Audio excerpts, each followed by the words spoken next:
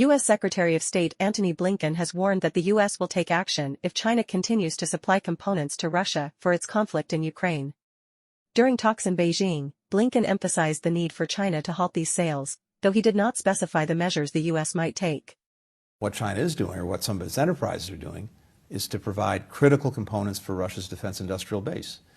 Things like machine tools, microelectronics, and optics. Those are being used to help Russia on what's an extraordinary crash course effort to make more munitions, tanks, armored vehicles, missiles. And the actions that Russia's taken are going at a pace unlike any we've seen in its modern history, including the Soviet Union during the Cold War.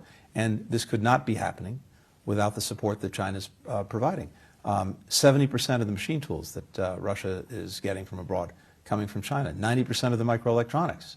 So we've been very clear that this is doing two things. It's helping Russia perpetuate its aggression against Ukraine, but it's also creating a growing threat to Europe because of Russia's aggression. And what I'm hearing from Europeans is deep concern about this.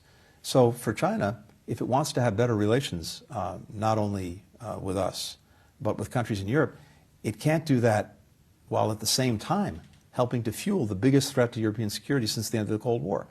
We've taken action already against Chinese entities that are engaged in this. And what I made clear today is that if China won't act, we will. China has to make decisions.